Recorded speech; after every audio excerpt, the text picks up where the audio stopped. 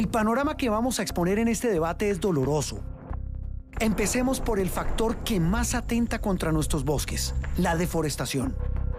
En los últimos 5 años, Colombia perdió más de 1 millón de hectáreas de bosques, la mayoría en predios baldíos de la nación. ¿Qué es un baldío?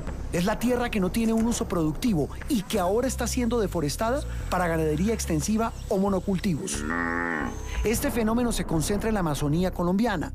Desplazó árboles centenarios para darle paso a 1 millón de cabezas de ganado. En ese mismo periodo, además se construyeron más de 2.000 kilómetros de vías ilegales en la selva tropical más grande del planeta. Meta, Caquetá y Guaviare son los principales departamentos que sufren por este conflicto socioambiental. Un flagelo que también ha golpeado ecosistemas en Chocó, Catatumbo, Antioquia, los bosques andinos y los bosques secos de la costa atlántica. Hay que hacer algo ya para que la deforestación pare. Y ese es el tema. La primera pregunta, que es la misma para los tres, la formula la señora Elena Ambrosi. Elena, adelante, buenas noches. Buenas noches, Juan Roberto, muchas gracias. Bueno, yo antes de hacer la pregunta quisiera agregar algunos elementos de contexto para este primer segmento de baldíos y empezaría diciendo que hay que reconocer que en Colombia la exclusión social de territorios y de comunidades, sumado al despojo y al acceso inequitativo a la propiedad de la tierra, ha sido uno de los principales factores de persistencia del conflicto y de persistencia de los conflictos socioambientales. Colombia, a pesar de que no tenemos un catastro, se caracteriza por una inequitativa, una concentración excesiva de la tierra en manos de muy pocos, y eso ha presionado a poblaciones vulnerables a ocupar zonas ambientalmente estratégicas en la historia del país. Los baldíos en Colombia han sido la principal fuente, digamos, de tierra para la reforma agraria, pero sin embargo hoy en día no conocemos cuál es el inventario de tierras de la nación disponibles para estos efectos, y en cambio ese desconocimiento de la naturaleza jurídica de las tierras lo que ha facilitado es su apropiación ilegal a través de diferentes procesos fraudulentos que han contado naturalmente con la complicidad de funcionarios públicos, esto también a lo largo de nuestra historia. Los baldíos hoy en día normalmente están en zonas de frontera agrícola, en zonas de estabilización, también en zonas de reserva forestal, y como lo mostraban ahora en el video, pues justamente son esas tierras las que están siendo actualmente deforestadas. En esa medida, la pregunta que quisiéramos hacer es: ¿qué medidas planea implementar en su gobierno para contribuir al cierre de la frontera agrícola y la conservación de los bosques, a la vez que contribuye a garantizar el derecho constitucional de campesinos y comunidades étnicas a acceder a la tierra? Bueno, arranca en esta oportunidad el ingeniero Rodolfo Hernández. Bueno, muchísimas gracias, Juan Roberto, aquí a los compañeros, doctor Federico, doctor Sergio, al canal Caracol, a todos los colombianos, por esta invitación que me hacen para expresar lo que yo creo que está pasando en Colombia. Todo esto que vemos, y miren las personas que están interviniendo en el debate, como las personas que nos preguntan, la doctora Ambrosi, abogada, el doctor Lora, gran economista, y el doctor César, Carlos Castaño Uribe, antropólogo. Miren lo que está pasando. Todo esto lo hacen a la luz de todo el mundo. Tumban, meten ganado, meten cocaína, meten bulldózeres, meten retroexcavadoras. El mal de Colombia, porque yo creo que el debate se va a concentrar en eso, es un mal. Los colombianos somos muy dados de atacar las consecuencias y no las causas. Esto es consecuencia. ¿Y cuál es la causa, colombianos?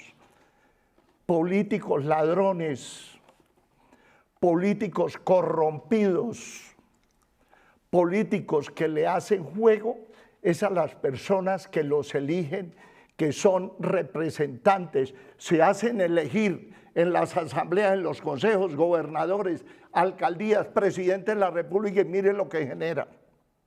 El problema de Colombia, la médula espinal, lo que tiene acabado a Colombia, es que está administrada por gran mayoría de políticos ladrones, no todos afortunadamente, porque hay políticos muy buenos, pero la gran mayoría, mire lo que produce. Total de que todo lo que hablemos de poder corregir, se puede corregir, pero no con estos políticos, porque a la luz, en los ojos, allá en la Corporación de Defensa de la Meseta de Bucaramanga, en mi tierra, es un nido de ladrones, atracadores, la gente que cultiva árboles para cuando es el momento de la tumba, hay que darles plata. Es una sinvergüencería lo que tienen metido estos políticos dizque protegiendo el medio ambiente. O sea, mientras que la corrupción sigue administrando a Colombia, esto no tiene remedio. Muy bien. Candidato Sergio Fajardo, la misma pregunta. Muy bien. Primero quiero saludar en este día tan especial a las madres de Colombia. Estoy seguro que muchas nos están viendo, escuchando hoy. Igualmente quiero saludar a todo ese grupo de colombianos, colombianas que están afectadas hoy por las acciones del Clan del Golfo, un reto que se le ha puesto al Estado colombiano, que no ha sido capaz de enfrentar la ilegalidad y que hoy están sufriendo con miedo, atrapadas y enterradas por parte de la violencia. En primer lugar, con respecto a la pregunta, quiero señalar lo siguiente. Nosotros tenemos que cambiar de modelo. El modelo que tenemos es un modelo agotado, que se traduce en desigualdades sociales, pobreza, desempleo, que se manifestó en un estallido social. Y nosotros tenemos que virar hacia un modelo que incorpore la variable ambiental como parte fundamental de lo que nosotros tenemos que hacer. Cualquier respuesta que nosotros demos hoy en Colombia pasa por la variable ambiental. Con respecto a la pregunta de la doctora Ambrosi, quiero señalar lo siguiente. En primer lugar, tenemos que organizar nuestro territorio. Nosotros no sabemos qué tenemos en el territorio. Cerca del 30% apenas es conocido su propiedad y tenemos que empezar por algo técnico que se llama el catastro multipropósito, que nos permite identificar cada territorio, saber la pertenencia, la vocación productiva de esos territorios para poder tener una verdadera visión de Colombia y ordenarla alrededor de las variables ambientales como tiene que ser. Tenemos, y siguiendo el acuerdo de paz, que no lo podemos olvidar y que tiene que ser un eje de la transformación de nuestro país, tenemos que formalizar 7 millones de hectáreas que hoy están en manos, que no tienen un título formal de campesinos, que los tenemos que formalizar. Tenemos que adjudicar 3 millones de hectáreas, como es el compromiso de ese acuerdo de paz que no ha cumplido este gobierno. Tenemos que recuperar esos baldíos de los cuales se han apropiado ilegalmente y a continuación tenemos que iniciar un proceso de acercarnos a los territorios, mirar el tema de la deforestación, empezando por los municipios PEDET, esos municipios que han sido identificados como los más violentos, con las peores condiciones en nuestro país, donde la mayoría de la deforestación se da en esos lugares, incluyendo a otros municipios que nos puedan hacer falta. Esos son 3 elementos para empezar esta conversación de hoy. Sí, señor. El candidato Federico Gutiérrez. Bueno, Juan Roberto, muchas gracias por la invitación. Gracias a vos, a Caracol, saludar a Rodolfo, a Sergio y a todos los que nos están viendo en este momento. Pues yo también quiero saludar a las mamás de Colombia. Un abrazo, gracias por lo que hacen, de verdad. Y por supuesto a mi esposa Margarita también, dale un abrazo, que por supuesto me tuve que venir, fue para el debate y no pudimos estar hoy todos juntos. Mire, también dar un mensaje a aquellas comunidades que hoy están sufriendo. En Antioquia, en Chocó, en Sucre, en Córdoba, en el sur del Magdalena, porque estas estructuras criminales como el Clan del Golfo, en represalia por la extradición de Otoniel, tienen atemorizada a la población y hoy están generando una crisis no solo de seguridad, sino que están generando una crisis alimentaria al no poder llegar los suministros a las comunidades, justamente por los bloqueos de las vías y por el temor que generan. El Estado tiene que estar presente y tiene que garantizar la seguridad. Yo quiero saludar a Carlos, a Eduardo y a Elena y agradecerles que estén en este debate también, que son especialistas. Elena, la respuesta. Más de la mitad del territorio nacional en Colombia es bosque y hay unas áreas mucho más concentradas en Amazonía, en todo lo que tiene que ver también con Orinoquía. ¿Qué es fundamental? Poder protegerlas. Metas concretas. Al 2030, Colombia se ha puesto una meta real de reducción a 0 de la deforestación. Y por eso nuestro compromiso es que en los 4 años la reducción será del 50%, que son 54.000 hectáreas de bosque protegido. Los departamentos más afectados, estamos hablando de Meta, Caquetá, Guaviare, Putumayo y llegar allá. el tema de los baldíos no es que no le correspondan a nadie, los baldíos son del Estado. La actualización del catastro multipropósito es fundamental para identificar las tierras y el tema también de la vocación. El tema de la ganadería extensiva y el tema de la praderización es uno de los factores que también hay que controlar. Pero algo fundamental, quienes más influyen en la deforestación son los grupos criminales. La operación Artemisa tiene que continuar y hay que buscar a los capos de la deforestación, a los otoniales de la deforestación, eso hay que buscarlos y encontrarlos.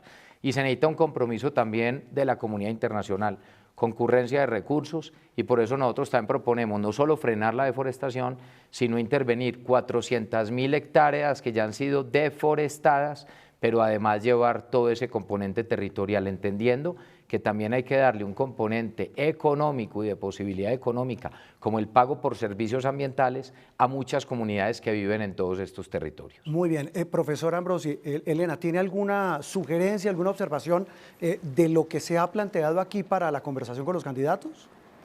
Pues Juan Roberto, yo primero quisiera resaltar que el tema del catastro es fundamental y me gusta mucho que realmente lo hayan puesto sobre la mesa. Sin catastro realmente, esa es la puerta de entrada a la formalización, pero también es una herramienta fundamental para el ordenamiento del territorio. Eso nos va a permitir además identificar baldíos, y yo resalto también que el doctor Fajardo haya mencionado la necesidad de tener conocimiento de cuáles son esas tierras justamente de la nación. Creo que es muy importante la propuesta, no solamente de ver cómo frenamos ahora la deforestación, sino también todo lo relacionado con la rehabilitación y recuperación de bosques. Sin embargo, sí quisiera como ver si se pudiera profundizar un poco en cómo ven ustedes el rol que deben jugar las comunidades y las posibles formas de acceso de las comunidades a la tierra para justamente contribuir a la protección del agua, o a prevenir y a contrarrestar la deforestación y a la protección de bosques. Las comunidades que ahí juegan un papel fundamental. ¿Quién quiere arrancar, ingeniero? El papel de las comunidades en ese proceso de protección del medio ambiente en estas zonas donde está entrando esta ganadería extensiva, cultivos de palma, minería ilegal, narcotráfico. Sí, mire Juan Roberto, y no sé si aquí los compañeros compartan eso. Yo no quisiera seguir hablando de eso porque el problema, usted puede poner todas las normas que quiera, todos los catastros multipropósito, todos los presupuestos que quiera, pero lo manejan personas no idóneas. El problema de Colombia, y no me canso de repetir, es el problema de los funcionarios públicos, de políticos, que solamente van a ver qué se roban, qué le roban a las comunidades más pobres.